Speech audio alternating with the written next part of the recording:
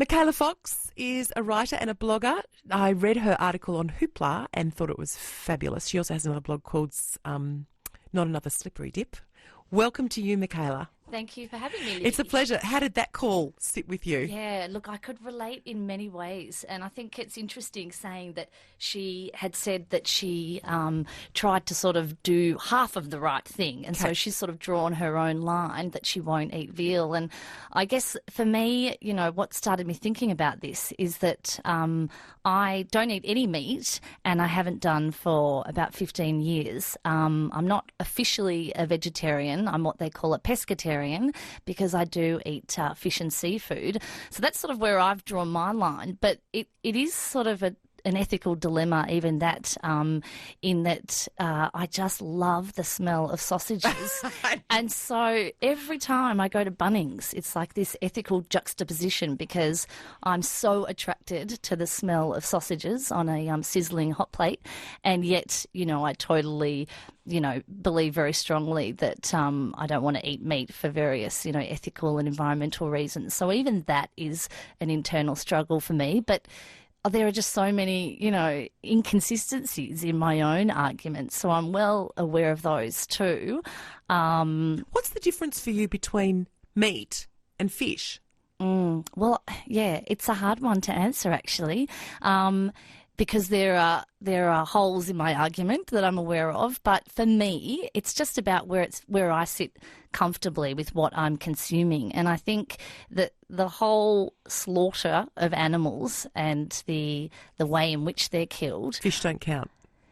they don't. Well, for me, I guess I've placed a higher value on cows and lambs than I have on what is underwater, and I can't fully justify that. But I also, for me, like, I could almost go completely vegetarian, but I'm really not sure my marriage would survive if I did, because my husband is a big carnivore, and he loves his meat. So there's a little bit of a balance there in that I do eat some fish, and only sort of occasionally, but not any meat. So, see, how do you balance your ethics and your concerns and still live a life? 1300 222 774. Some of the other conflicts that you've come across, I understand that you can speak from your own perspective, but it is awfully hard to... It's very hard. It's very hard. And I think a lot of it comes down to exposure.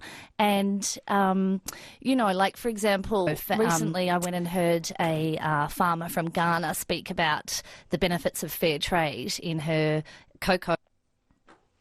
Yeah, so it was really fascinating to hear how fair trade had benefited her family and her conditions. And so ever since then, I'm really mindful of purchasing fair trade wherever possible. However, that said, sometimes there just isn't the range available, you know, in purchasing chocolate that there is. So you can't always buy fair trade. But I'm very mindful of where food comes from in the house, and where possible I try and support local farmers and buy from farmers markets. But I do have a confession here, in that I buy my frozen prawns from China. So I'm aware that that is a lot of food miles, but in my defence, I have 3 small children, and anyone with 3 preschoolers knows that sometimes you have to go with convenience. And the ones from China, they're cheaper, and they come deveined and shelled already. But see, that bothers me sometimes. But like you were saying earlier, you really try to air dry all your clothes. I'm quite fanatical about that as well, and rarely use the dryer. And food wastage is a big thing for me. So I will lie awake at night agonising over how I will use up a spring onion in the crisper, for example. So I just want to make sure nothing goes to waste. So I compost all my food scraps, but I also have young children, and they are big on waste. They never finish their meals, so I'm constantly going round and finishing my meal and then finishing each of theirs as well, apart from when there are sausages on the plate. Exactly. Then you That's the exception. I've got Arnaud who's called in. Hello. Hi there. Have I got your name right? It's Arnold, actually. But, Arnold, got it. Kinds of variations over the course of my life. So I can imagine. That's not a problem. The issue that struck me, and actually I've just gotten in the car and I've never called Talkback before and thought I was struck by this issue, is that the recent phenomenon of... Hang on, Alan. Are you saying long-time listener, first-time caller? I wanted to avoid that turn of phrase. I personally hate cliches, but it's there for a reason. I mean, I just lost a sporting match, and it was a game of two halves and various things of that nature. But I won't bore you. Can I just tell you that radio's the winner? Really? Yeah. This discussion. Yes. Tell us your story.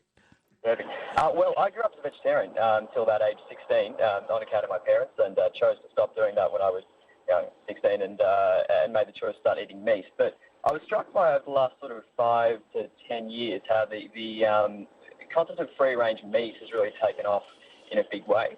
And as a former vegetarian with pretty fanatical parents, it struck me that if you truly cared for animals, the best way to do that would be to not eat them. It seems rather obvious to me, but lots of people are sort of taken up by the idea of eating meat that's been raised ethically and sustainably. And sustainably is good, but being nice to animals only to eat them later on in their lives seems a little bit of a, take with one hand and giving with the other. Well, I've got a couple of text messages that agree with you on that. Someone says, I am totally with your last caller, which was Kate. No baby animals. They deserve a chance in life. And who are we to rob them of that? That's from Shannon. And then Hobson says, 3 nice years, then shipped off to hell on earth. A Holocaust survivor once said, when it comes to animals, all men are Nazis. So, it's a real struggle to think if there's a right in it at all, isn't it? Oh, absolutely. Look, I think, and all of this is tempered by the I suppose, kind of sheepish reality that I love meat. I haven't looked back in the last sort of 9 years, and I sort of reconcile that feeling to the fact that, well, it tastes really quite good. So I'm really not one to comment or take the moral high ground. If there was the opposite, I would definitely be there. But it's one of those thoughts that strikes you, then you go, wait a minute, I really shouldn't be talking about it. Thanks for ringing in. No worries. Thank you. Bye-bye. I hope it was good for you. Rick has called in. Hi, Rick. Hello. Hello. Yes, regarding women and needing iron in their bodies, actually. Yes. One of the most, what do you call it? I'm not sure. Well, iron is in protein, Yes. which is beef, Red rabbit, meat. Yep. any sort of meat, which females really need to get on with their monthly sort of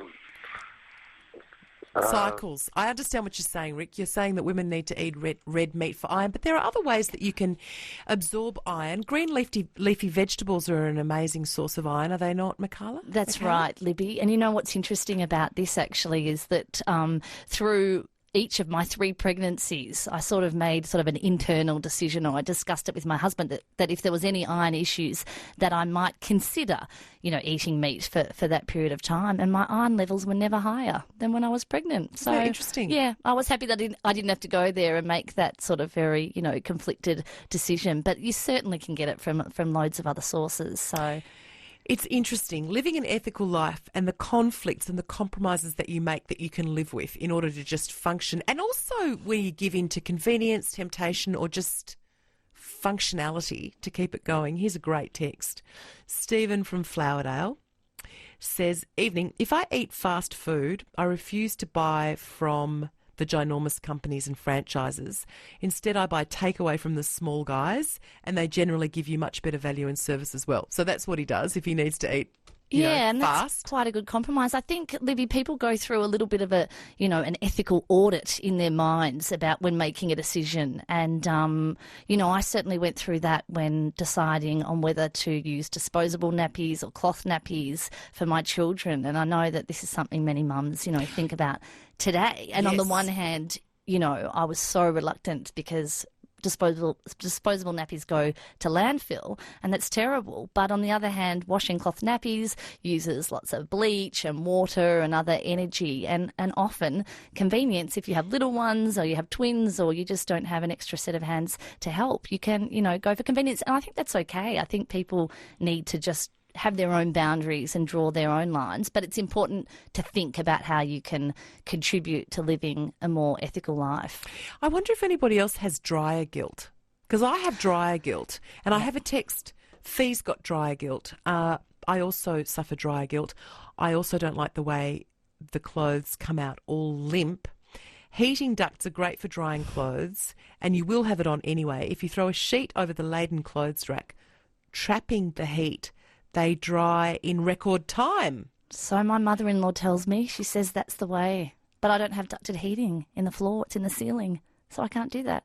Doesn't it work just having the heat in the room? No, not really. Well, mine's a very open plan house, so it doesn't sort of get trapped in. But I believe that method is very effective.